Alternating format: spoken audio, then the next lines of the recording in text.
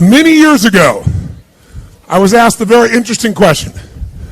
Somebody asked me a question, they raised their hand in a seminar and said, Tony, can you change people that don't want to change?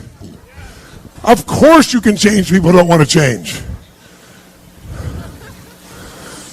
All you need is the right kind of... If you have enough leverage where change becomes an absolute... Now for some people, leverage is not even the threat of their own life. Some people would rather die than have you tell them what to do. And so that's not the leverage. The leverage for them might be something for their children. Leverage for them might be spiritual growth. All of us have a leverage point. If you find the leverage, not the leverage you make someone do it, the leverage that will make them make themselves do it. We all have some place that'll get us to follow through. Now, if you get enough leverage and if you interrupt the pattern enough, how many of you ever had a pattern when you were a kid and you had like some obnoxious uncle or something and you were trying to be upset and they'd come like rub your damn head or something that should make you crazy and you couldn't stay upset because they kept doing this to you? How many had this happen? Say, aye. If you have enough leverage and you break someone's pattern enough times, a new pattern will show up. If you're conscious, you can create the new pattern. So the answer is yes. Now then the question would be, Tony, if all it takes is leverage, then why don't most people change? And I had a lot of answers to that, but that night, I'm a night person. That night, I'm wired up after a seminar. It's like 2 o'clock in the morning, it was December.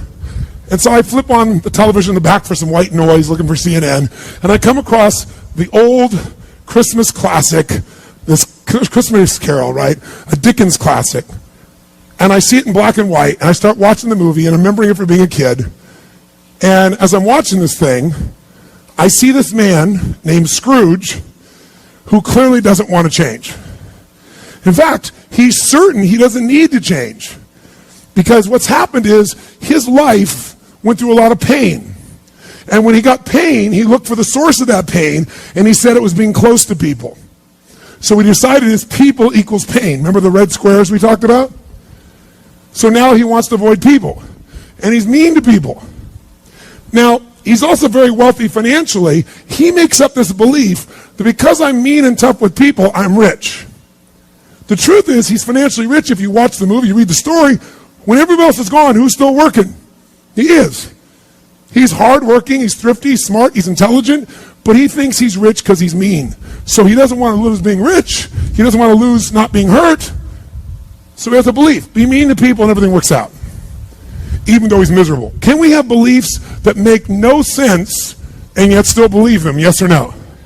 Sure, we just get wired. So I'm watching this guy.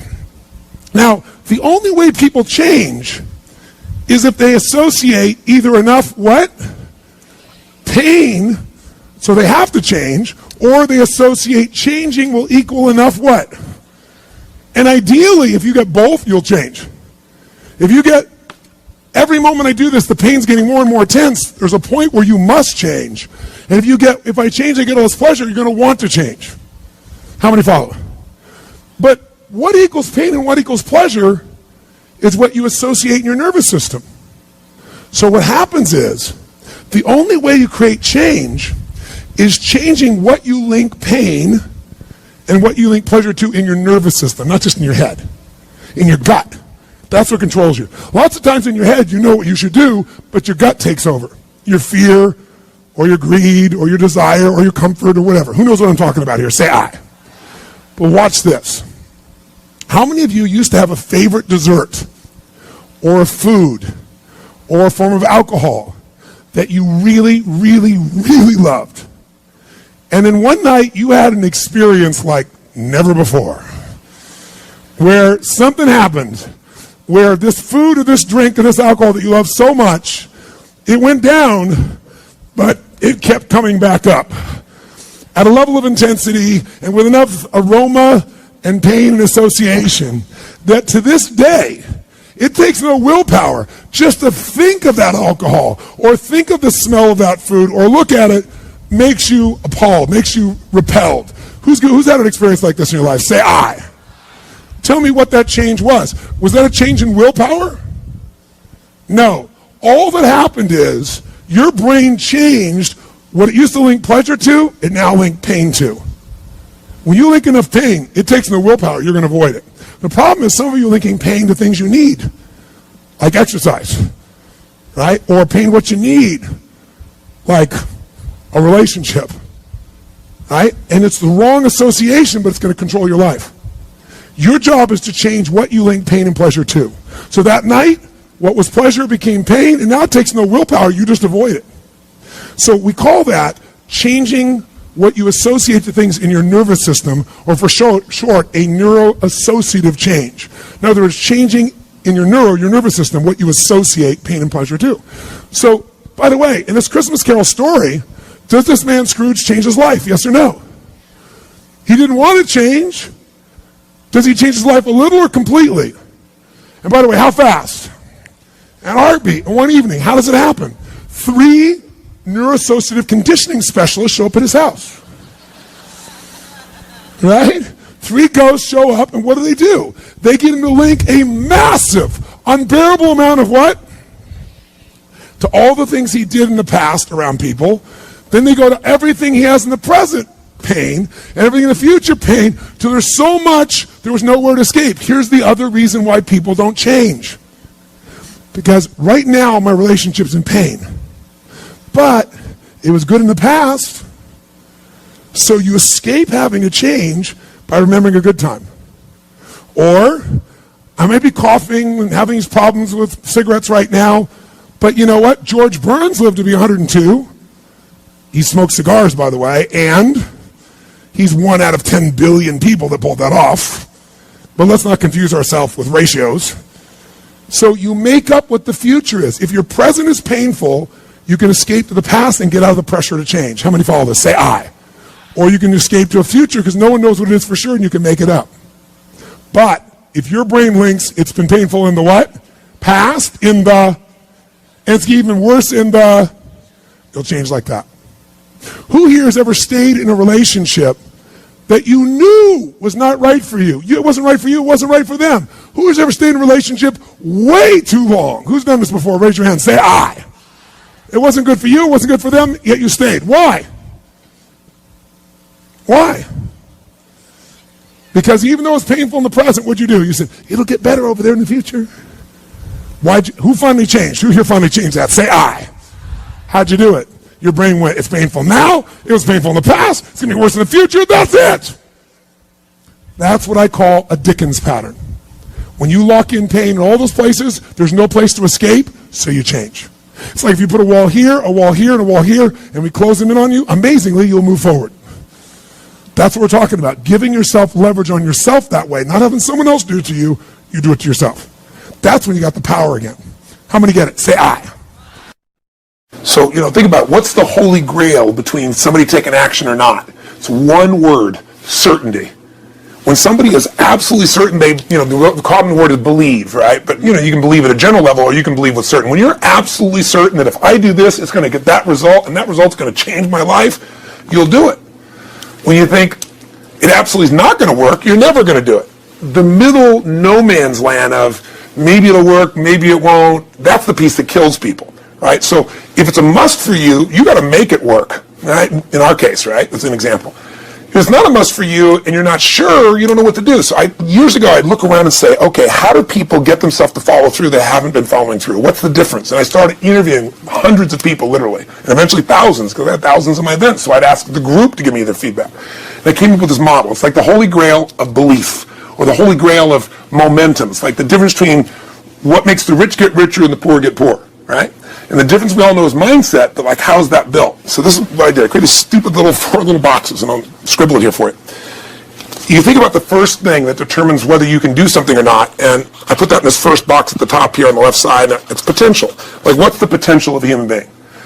When you guys started, you proved something no one had done in history. You ran the 4-minute mile, right? For golly knows how many centuries, they're trying to run a 4-minute mile. Roger Bannister does it. How did he do it? Do you remember? You did it in this industry, right? You made $1 million in a day. No one had ever done that in history, right? After you did it, a bunch of other guys are doing it because it became possible. Roger Bannister didn't just go physically practice. He made a shift in his head. He practiced in his head because he could never achieve it physically, so he had to change in his head first so that the result became certain enough he believed it, and then his body got him through. After Roger Bannister ran that 4-minute mile, within 2 years, 37 people ran a 4-minute mile. Wow. When no one in history had ever done it. Now here's how it works. The potential for anybody getting your product is extraordinary. They can do what you've done as much, more or less. They can do whatever they want to do. The potential's there. The market's proven that. Whether or not they tap into potential has a lot to do with what action they take, which is the question you came to me with, right? Like, God, they all have potential, but they're not taking action. And we all know that the action they take is going to determine the results they get. That's pretty obvious. So most people have a belief about what their real potential is no matter what you tell them. And that affects how much action they take. And of course that affects the result. And then ironically, that result reinforces their belief. And then that belief affects it. So I'll give you an example. Let's say a person has unlimited potential, we all agree. But they take little action, little results. Why? Because they have to start with a problem with their belief. They don't believe it's really going to happen for me. Maybe for Frank Kearns because he's got the cool hair and stuff, or maybe it's for you because you're so driven, but it's not me. Maybe Tony Robbins because he's a freak, got these big teeth. Whatever their thought process is, right? They got this thing, right? But what happens is, if you believe that there's very little potential, how much action are you going to take? Nothing, little. And when you take little potential with a little action, what kind of results do you get? Lousy little results. And when you get little results, what does that do to your belief? You go, see, I told you this was a waste of time, told you this wouldn't work. And then what happens? You tap even less potential. You take even less action. You get even worse results, and your belief gets even weaker. And this sucker feeds on itself until you are in a downward spiral. It's poisonous. It's poisonous and it's self-fulfilling. Now, what if something could happen that could come along and fill you with a sense of absolute certainty? Not like I believe, but where you know. In you guys' case, mine as well, we knew because we had to. Because we burned the boats. There was no other option. We had to find a way. We weren't going to live that way. We all did it in different ways and for different reasons, but in essence, that was it. If you get yourself in a state of certainty that this is going to work, I'm going to find a way, and if this doesn't work, I will make the way, then you tap a lot more potential.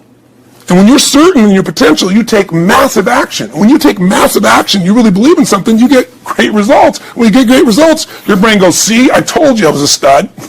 I told you this thing would work out. Now you're even stronger. You tap more potential, take greater action, greater results. That's how you went from $300 in a week to $2,500 in 5 days to $100,000 in a month to $1 million in a day. Same thing with you. And we get momentum. That's why the rich get richer and the poor get poorer. Now some people go out and they go, well, I'm going to take a bunch of action. All right, I'm going to open this product. I'm going to try it. And they'll say to you, I even did it. But it's like a salesman who goes and knocks on the door, and he knocks on 100 doors and says, you don't want one of these, do you? Yeah, exactly right. Yeah. And even if he doesn't say it verbally, his face says it because he doesn't believe it's going to work. So his voice, his body, the execution is so weak. Maybe if he talks to 100 people, somebody's going to buy out of pity. They don't want his kids to starve, right? But he's not going to get the result. So the core difference in people is how do you produce certainty when the world isn't giving it to you? You go out and you try. In your case, you're 100,000 in debt and nothing's working. How do you keep yourself going? The way you did it, the way I did it, the way you're doing it, we may not have done it consciously, is we didn't change our potential. That was there. And it wasn't even taking more action. Taking more action with a belief it's not going to work, it's not going to change anything. We got results in our head that made us feel certain as if it had already happened. True or false for you? True. Right? So give me an example so people know I'm not just making this crap up. Well, I mean, just like when I had nothing, I already knew I was driving like Ferraris and Porsches and stuff because I always wanted those cars. I already knew I was going to have them. It was inevitable. Right. I inevitably, that was just my inevitable outcome. But how did you do that? Did you have a ritual? Did you think about it regularly? Was it one time you thought about it, or was it something you had an obsession towards? I had an obsession towards it. I mean, I used to work at a video store, which is the last job I ever had in my life. Thank God. And I used to go to work almost every day. And I used to bring 2 magazines with me to read on my breaks. Entrepreneur magazine, just to read about business and everything else, to read about what other people are doing, look for role models. And I used to carry an auto trader with me. And I used to look at Porsches that were for sale. Yeah. And people always used to ask me, what are you doing with that Auto Trader magazine? I'm like, well, I'm just picking out the Porsche that I'm going to buy. Right. Which probably got you a lot of crap. I did. People made fun of me. Sure. I actually had a boss at that job tell me, you really shouldn't do that to yourself, John, because it's very, very likely that is never going to happen. That it's very likely that you're never going to have that car. Yeah. That's the kind of belief he was trying to put in my head. And I was like, no, you don't realize that it's inevitable Right. that I will drive here sometime in the near future with that car when I'm not working for you, Right. and drop movies off for you to put back on the shelf. And that actually happened. And it was one of the most Oh, you're fulfilling kidding. days of my entire life. And the great thing was, when I pulled up in this car, I was in my mid-20s. Yeah. A car that most mid-20s. What kind of car was it? It was a Porsche 911 Turbo. It was a Sure, convertible and everything. sure. Just a beautiful car. It was one I always dreamed of having. But for a few years, I'd always circle the ads of which ones I was going to buy. Well, when I finally got it and I pulled up at the store, I had all these people. Some people that were still working at this $7 an hour job were there years after I left.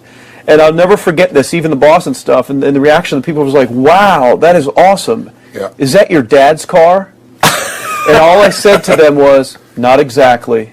Good for And you. I just smiled and just left. But it was, it's the weirdest thing, but I just knew it was going to happen. But you knew it because I you conditioned myself you to did it to over and know over it was- again. yeah. When I was in high school, I was not a popular kid, but I was passionate and intense, and I'll never forget, some particular girls gave me some crap, and a guy too, and I wrote in their journals or their annual yearbook at the end, I wrote, someday, I said, you treated me like hell. Someday, I'll be rich and famous, and you'll be an effing truck driver, and you'll be sitting there, I'll be with with this beautiful woman of my life, rich, and you'll be watching me on television thinking, you wish you would have treated me better. I actually wrote this shit in people's annuals, because I went to a 10-year high school reunion, when people showed me this That's stuff, great. right? But it's like, I burned the bridges, baby. I was like, this is how it's going to be.